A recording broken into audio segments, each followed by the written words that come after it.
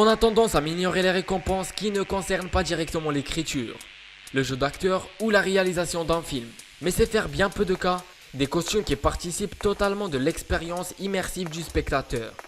Imaginez Batman en majorette dans The Dark Knight ou un masque de Kim Jong-il sur la gueule d'Hannibal Lecter. Et vous verrez que votre souvenir du film en sera changé complètement. Logiquement, les acteurs en pâtissent de tout ça. La preuve. Voici donc un top 10 des infos insolites sur les costumes les plus célèbres du cinéma. Mais avant de commencer, n'hésitez pas de liker la vidéo et de vous abonner à la chaîne, tout en activant la clochette de notification. En 10e place, les robes de peau d'âne de Jacques Demy, et notamment célèbre pour les incroyables robes portées par Catherine Deneuve, couleur de soleil, de lune ou du temps. La robe couleur de lune, par exemple, arborait des fragments d'écran sur lesquels des images de nuages étaient projetées à grande vitesse pour créer un effet saisissant. Quant au costume d'âne lui-même, il s'agissait bel et bien d'une peau d'âne éventrée. Catherine Deneuve a longtemps témoigné de l'enfer que représentaient ces parties du tournage sous une tonne de carcasse, qui puait la mort avec une tête d'âne mort sur la tête. En 9e place, le costume de Jabba était animé par 10 personnes entassées à l'intérieur.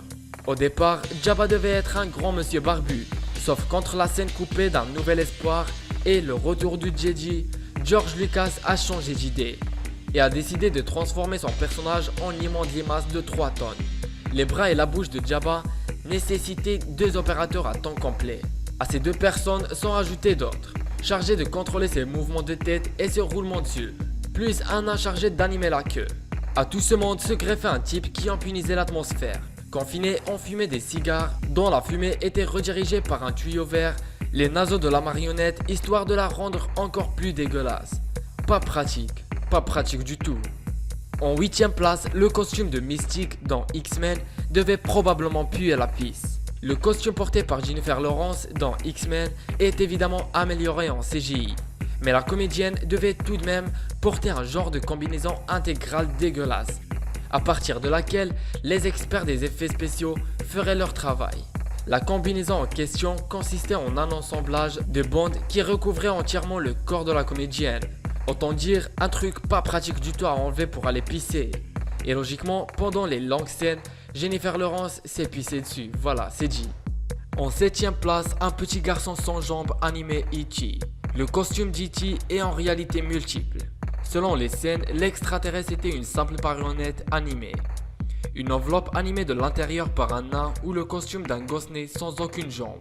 Dans les scènes où E.T. est frappé, Mathieu Demérite utilisait ses mains pour bouger les bras et la bouche d'E.T., mais également pour le déplacer. Le truc, c'est que les nains embauchés au départ pour se fondre dans le personnage étaient trop âgés pour pouvoir tomber, d'après les assurances, d'où le recours à un enfant tronc. En 6e place, dans l'île du Docteur Moreau, Marlon Brando portait un costume couvrant uniquement pour ne pas avoir à s'emmerder. Dans l'île du Docteur Moreau, en 1996, Brando porte un genre de costume blanc ridicule, avec lunettes de soleil et écran total. Ce look ne correspond absolument pas à celui décrit par Wells dans le roman sur lequel le film est basé. Il a en réalité été suggéré par Brando lui-même, qui cherchait un nom surtout paramune. Plus besoin de se changer, plus besoin de s'emmerder.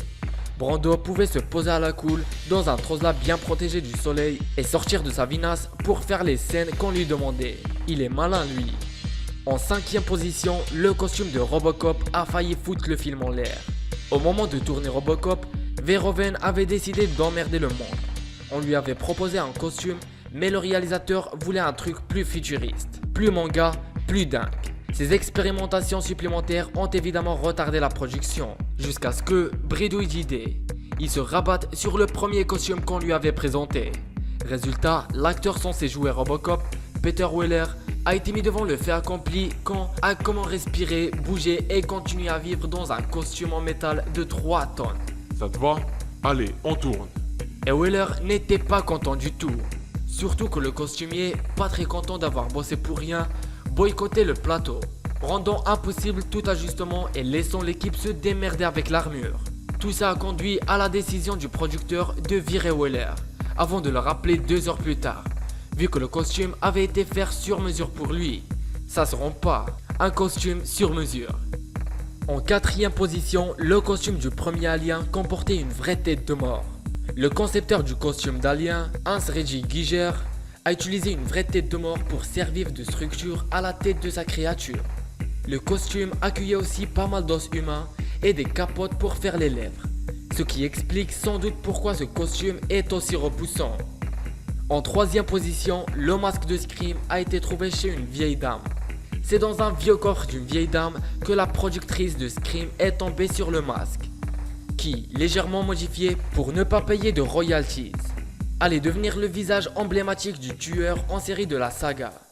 Il s'agissait d'un masque commercialisé par un magazine Farce et Attraps au tout début des années 90, comme quoi les vieux ont beaucoup à offrir.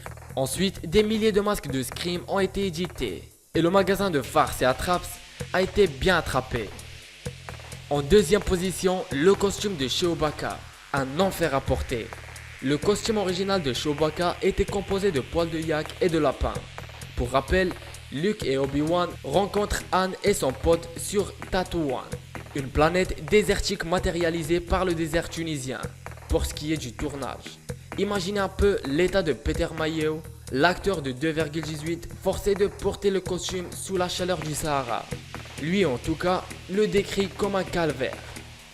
Le premier de ce classement, dans les Batman de Burton, Michael Keaton ne pouvait pas bouger la tête.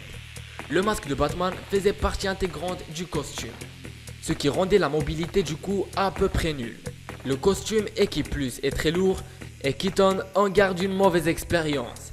L'acteur était claustrophobe, une des raisons pour laquelle il tire continuellement la gueule et qu'il se sent extrêmement mal dans le costard. Pauvre Michel. Voici la fin de ce top 10 des infos insolites sur les costumes les plus célèbres du cinéma. Faites-nous savoir lequel parmi ces costumes vous trouvez le plus insensé. Ciao ciao.